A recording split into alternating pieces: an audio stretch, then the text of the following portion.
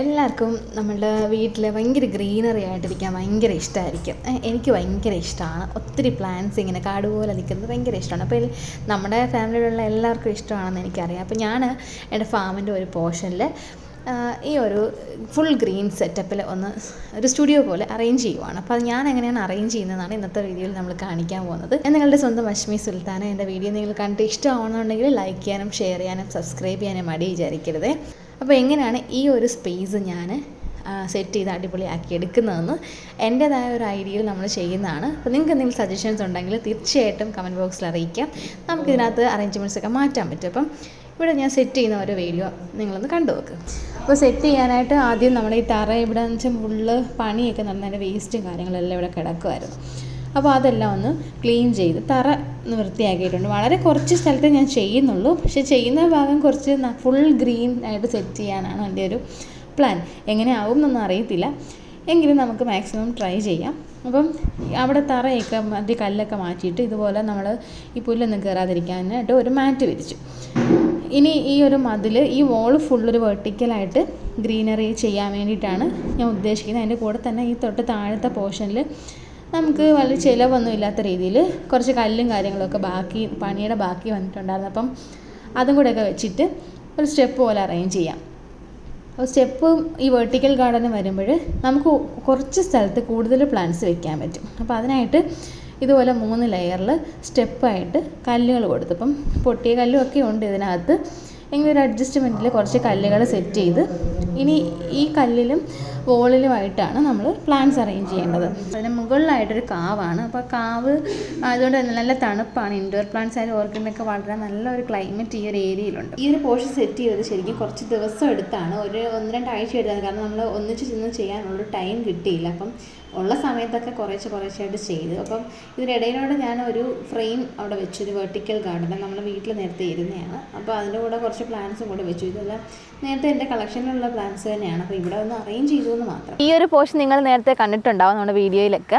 അപ്പം ശരിക്കും ഇവിടെ നമ്മുടെ ഫാമിൽ വർക്കൊക്കെ നടക്കുന്നതുകൊണ്ട് ഉള്ള തിരക്കുകൊണ്ട് അതിൻ്റെ ഇടയ്ക്കൂടാണ് വീഡിയോസൊക്കെ എടുക്കുന്നത്. അപ്പം ശരിക്കും ഒരു ഫ്രെയിം ഇല്ല നമുക്ക് എടുക്കാനായിട്ട്. അപ്പോൾ ഒരു ചെറിയൊരു സ്റ്റുഡിയോ പോലെ കൊച്ചൊരു കാർഡ് പോലെ ഒന്ന് ക്രിയേറ്റ് ചെയ്തതാണ് ഇവിടെ. അപ്പോൾ ഇത്രയും പോർഷൻ നമ്മൾ ഭിത്തിയിലൊക്കെ അറേഞ്ച് ചെയ്തിട്ടുണ്ട്. ഇനി ഇത് സെറ്റായി വരാൻ എനിക്ക് തോന്നുന്നത് ഏകദേശം ഒരു 3 മാസമെങ്കിലും കുറഞ്ഞതെടുക്കും. എല്ലാം ഒന്ന് ലഷായി ഫുൾ ബുഷായിട്ട് വരുമ്പോഴായിരിക്കും ഒരു വെർട്ടിക്കലായിട്ട് പ്ലാന്റ്സ് അങ്ങനെ അറേഞ്ചായി ലഷായി നിൽക്കത്തുള്ളൂ. ഇനി അടുത്ത് നമ്മൾ ഈ ഒരു കട്ടകൾ നിരത്തിയല്ലോ, ഇനി ഈ സ്റ്റെപ്പായിട്ട് കുറച്ച് പ്ലാന്റ്സ് ഇങ്ങനെ വെക്കുന്നുണ്ട്. അപ്പം അതും കൂടി ആകുമ്പോൾ ഇവിടെ ഫിനിഷ് ആവും. ഇനി ഈ ഭിത്തിയിൽ കുറച്ച് ഇടയ്ക്കിടയ്ക്ക് സ്പേസ് ഉണ്ട്, അവിടെയും കൂടെ ഒന്ന് ഫില്ല് ചെയ്യണം. അപ്പോൾ അതും കൂടെ നമുക്കൊന്ന് ചെയ്യാം.